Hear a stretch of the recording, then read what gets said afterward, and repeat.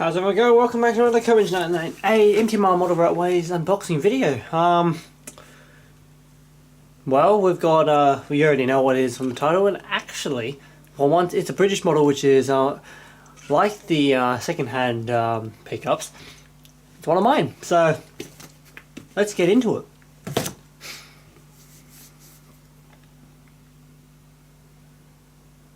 So I recently acquired this, what's it called, during October 2023, November 2023, I don't know what month we're in, November 2023. So they've actually got the sticker on the outside, which is even nicer, so we don't even need to go on the inside to see it. It's got a nice fragile thing.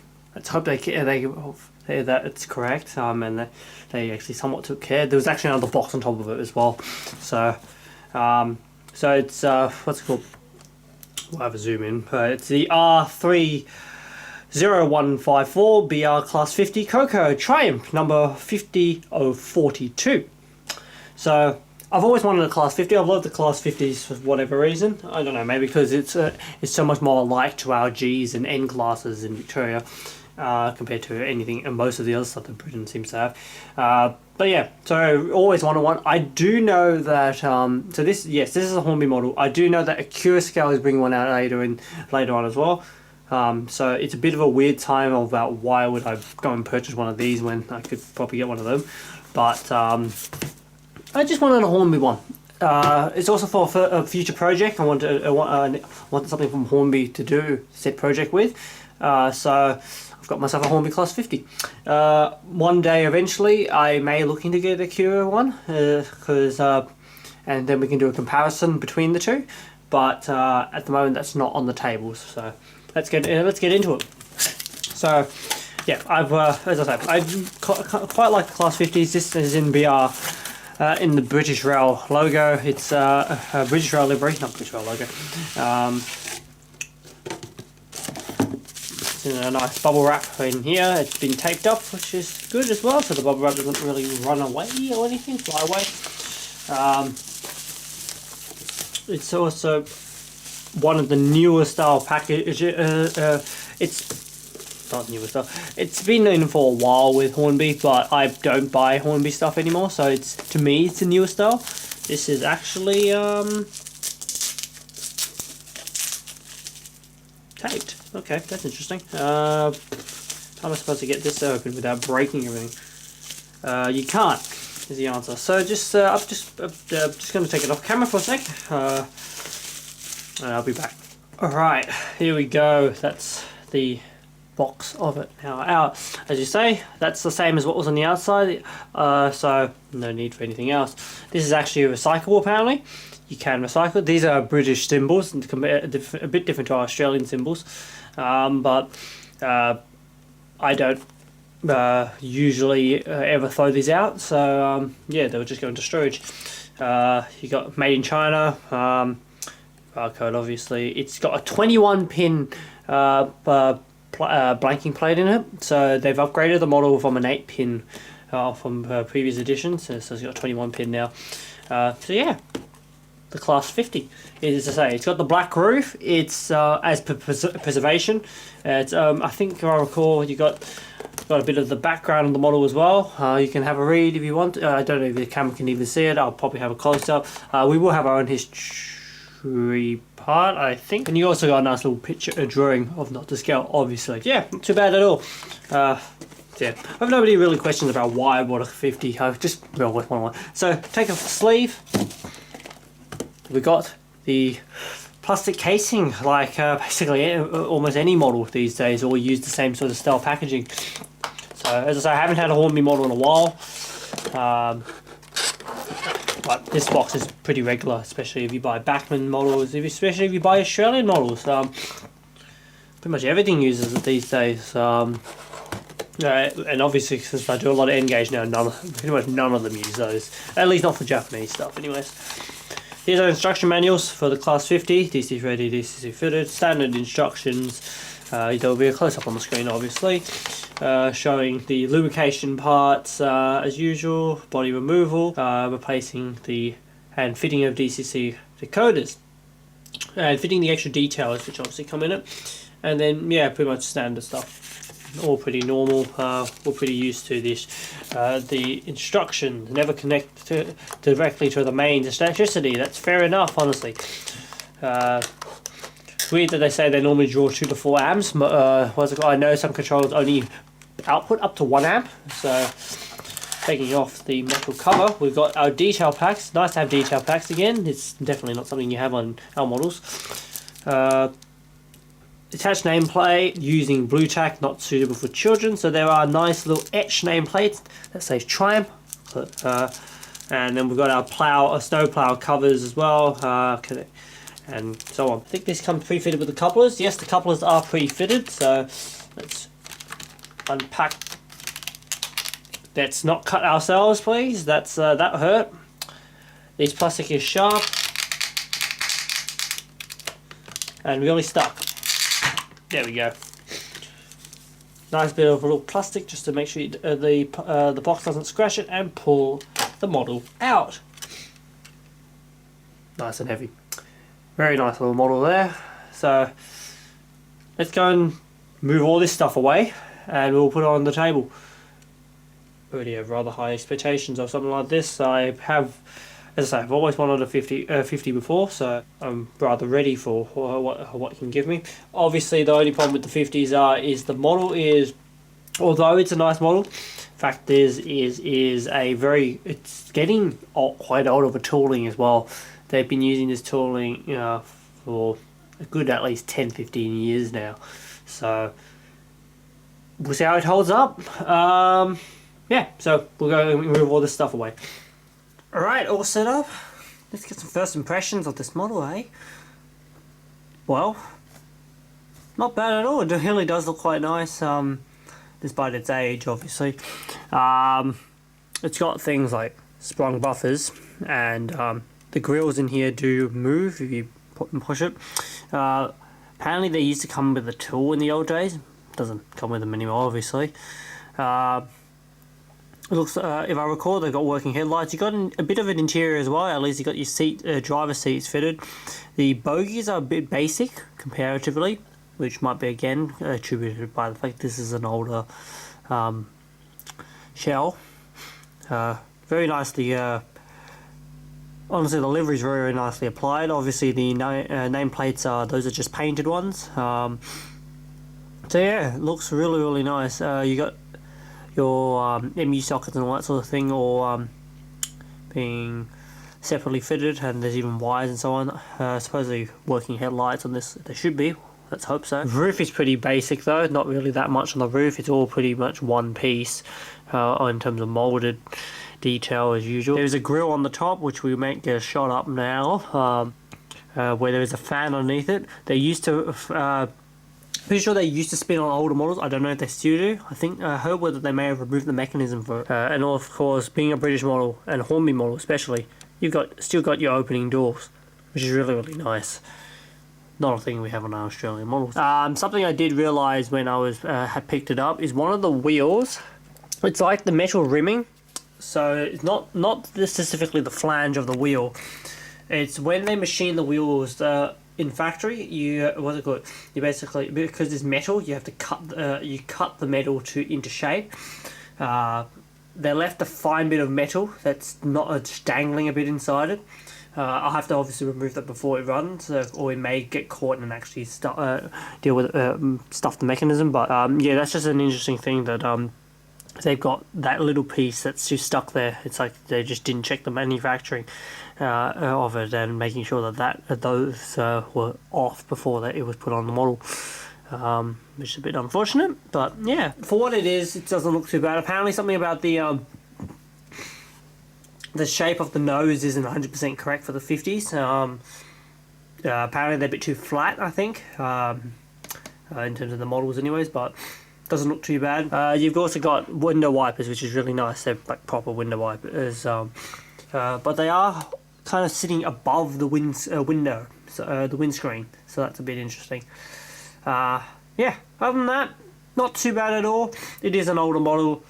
Is it really worth its full price at the moment? We'll see. Let's see how it runs, to be more accurate, but it's over the years the price has obviously gone up along with the inflation.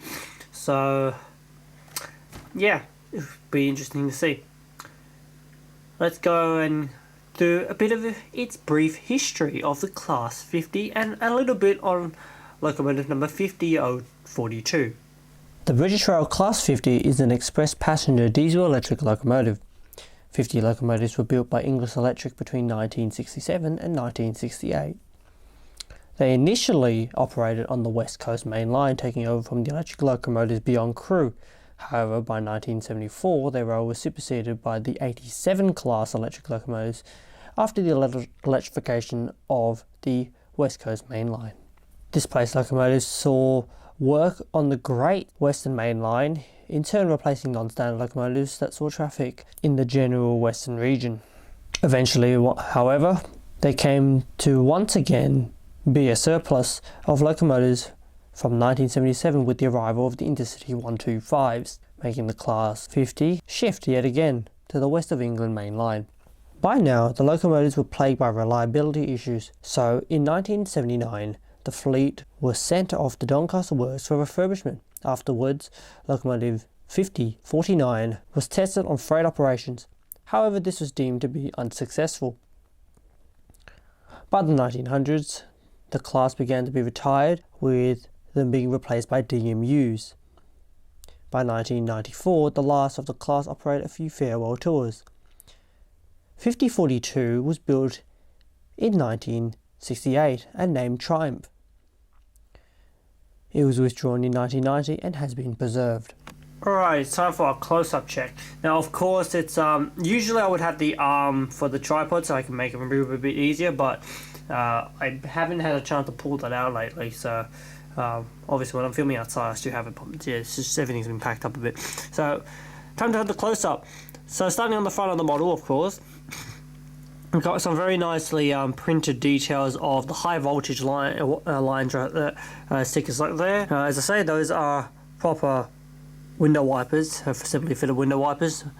Weirdly enough, they are not touching the windscreen window, as you can see by me pushing it in. That's a real cable. That's not molded. So you got your MU sockets and so on like that. You're fitted with a NEM coupler on the front. These are frame mounted, so they're on a jig arm, which is a little bit annoying when it comes to trying to fit things like snow plows and so forth. You can't. They will actually collide with them. Got walking steps on the side. You got a little step for the door, for the driver's door. You've got handrails down on the side of the cab. I can't tell if they're metal or plastic. They do look plastic, but I can't tell. Actually, no, they feel metal, and they're also separately fitted. As I said earlier, you've got your opening doors as well, and they're sprung loaded. These grills are like physical grills, which is nice. So, bogie detail again. It's got the detail there. You got your what's it called? You got your springs and you got all that sort of stuff. They're just semi-basic. As I say, the nicest thing about this is the paint on it is brilliant. It looks very, very clear. Nice little bits of painted detail throughout the model. What's it called? You got your fuel tank on the bottom, nothing too special there. You got electrics box as well, and your print, as I say, and you got your logo there, your British Railways Arrows logo. It's very nicely printed on. Onto the other cab once again. Pretty much the same ordeal as the other side. Nothing too much to say about that. Pretty much all the same. You got all your holes as well to add that extra detail if you would like to add the extra detail, and all the handrails are on the face, which is kind of nice. As I said earlier as well, you got sprung loaded buffers. These are those funny little oval buffers as well. Which also mean that they kind of move a little bit, so more of your etching on the side, nice printing on the side. Once again, the roof is, as I say, very semi-basic. It's all one molded piece, except for that one little thing which has been painted up there. As I say, this is the black roof edition. which is specific for this model, and especially in preservation. So yeah, nothing much I can say about that. And we can have a quick look at its profiling on the cab. We'll just zoom out a little bit. So I don't know, doesn't look too bad to me, but of course the British people are the ones who are able to see it in real life and really see what is correct and what isn't. As I said, doesn't look bad at all. There are areas which obviously, yes, the moulding and the tooling is showing its age a bit, but it definitely doesn't look too bad, especially compared to some of the other stuff that Hornby used to produce.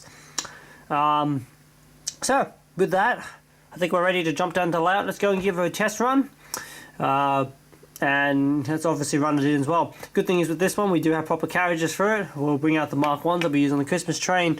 And yeah, just hope that they don't fall off, because unfortunately those Mark II sides, which are immensely unreliable because of those little coupling things which like they'll just fall off. So let's hope that they all work fine. But on that, just gonna give it a test run. See you at the layout. Alright, welcome back to the layout. It's been a while on this channel anyway. Maybe it hasn't been, but I'm not sure. It's been a while since I've had to put the camera on the mini tripod just so I could do this. But here we go, we've got the 50 right here. I'm not 100% sure which is the front end and which is the rear end. The double-ended diesels, of course. I know it's very based on which side the dynamics are, which is usually where the fan is, but yeah, so usually also another thing is those two grills there. On the real one, that's where the smoke comes out of these four grills, is where the smoke comes out, and I'm pretty sure they are just molded shut on this. So that's good to know.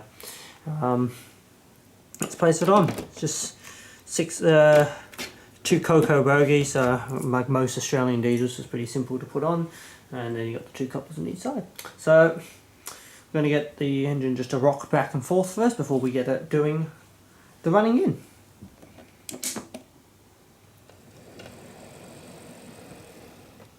Very nice and quiet, definitely nicer than some of the other British stuff that I've ran previously. Has got tail lights, so if you can see those, I might try to get a close up of that later. And has got operating headlights as well.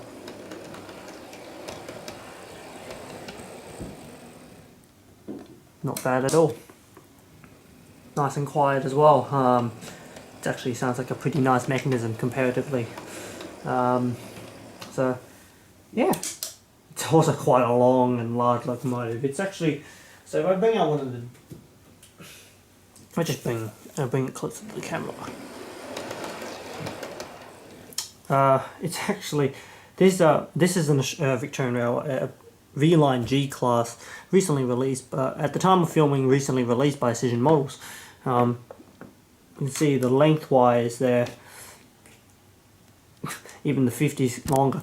Realistically though, I'm pretty sure they would have been about the same length, because different scales, 176 scale compared to 187, so not too bad.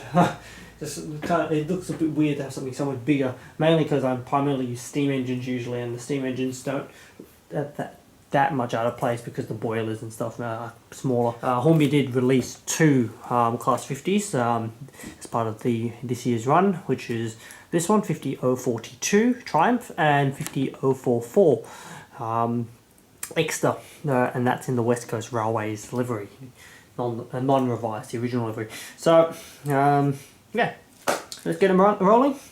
As I say, 30 minutes in both directions, and then we'll come back and put some nice Mark II intercity coaches behind them, or at least I'll see what I have anyways.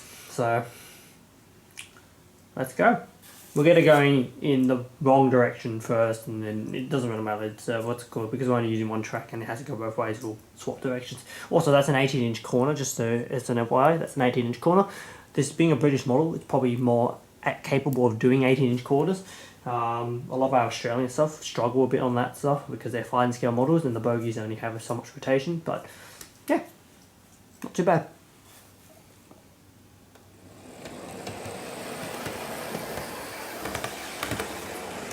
Just for reference, we're doing it at about 50% on the controller.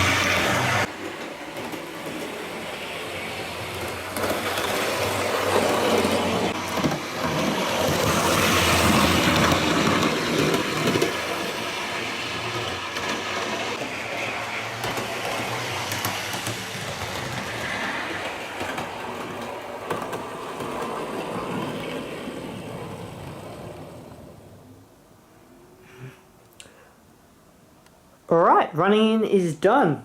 Definitely, honestly, don't really notice the difference in the running. I'm going to let it cool down a little bit before we continue onwards. But, what's it called? I've also, we're going to couple up some carriages. I've got 5 Mark II carriages currently lined up at the back.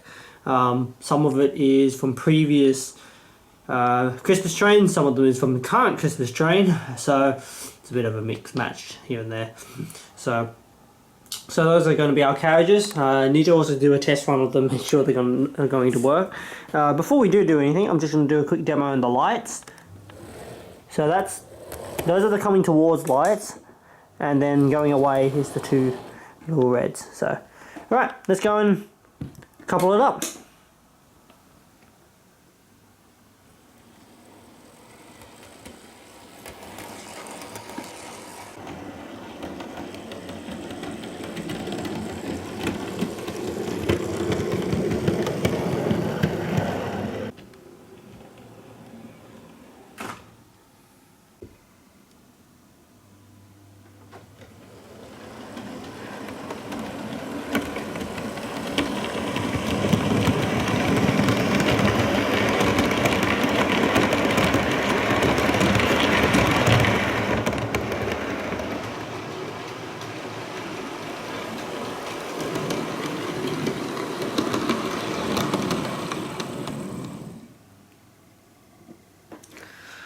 And there we are. Not a bad rake of carriages to put behind. It does look pretty good. If only I didn't have all these stickers on it. That would have been a nicer idea, but oh well. As I said, this is the part of the current Christmas train and part of the former Christmas train. So, as I say part, I mean one carriage. This one hasn't been touched that much. This is, it should have the last of the summer moon, so should this one. Honestly, should probably get them all removed, but oh well, never mind, we'll do I think it's probably good to go anyways.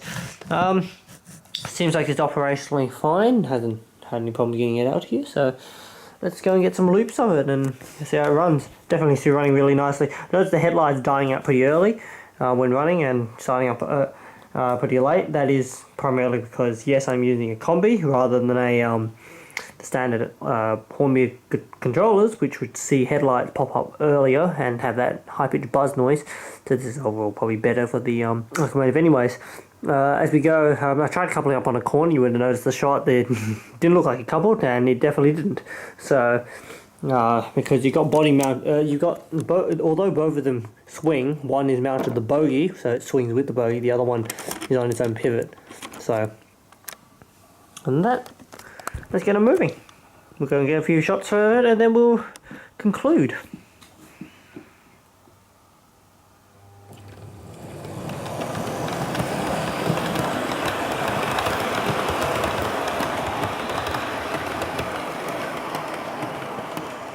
Also, annoyingly, the carriages have to be set up in this particular order. I'd rather have the 2 light carriages at the end. It's because of the couplings. Actually, I might be able to get away with that. We'll see.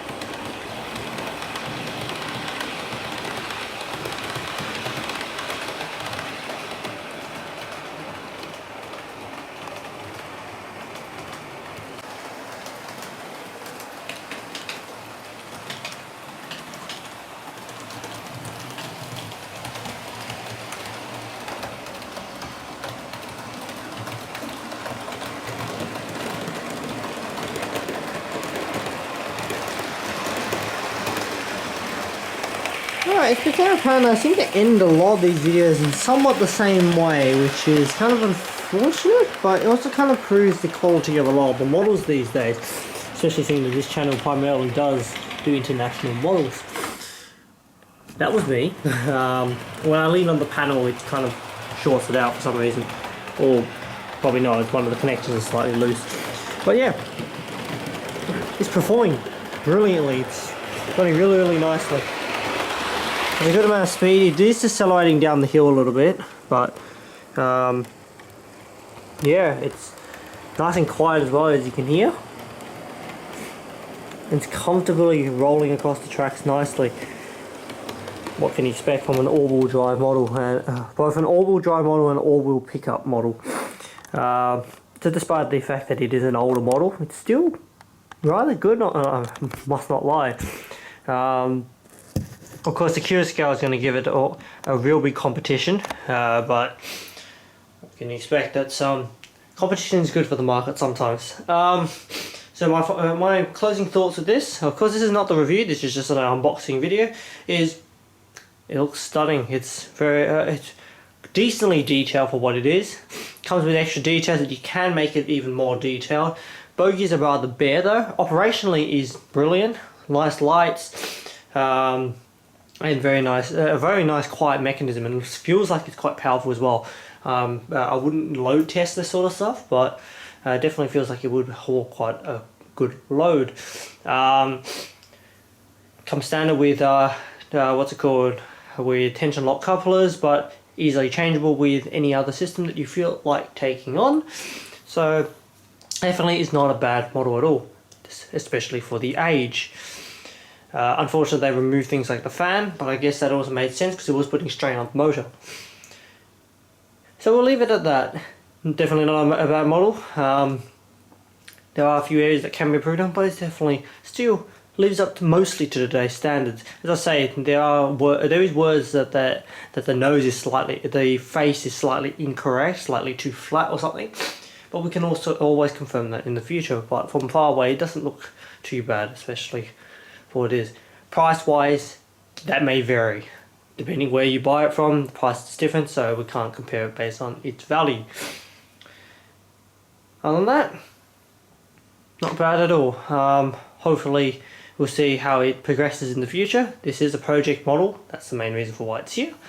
So there is other things that will occur with this model in the future. Of course I would love to do a comparison with Acura scales in the future as well, if I'm able to. But we'll see what happens, whether or not that happens. This video is also going to be about a few months late from its filming date anyway, so... Anyways, let's send it off for its, as it leaves the camera. Once again, we'll have our initializing scores at the end of this video. Thank you all for watching. Hope you guys have enjoyed joining us for this unboxing video. Hopefully to see you all next time.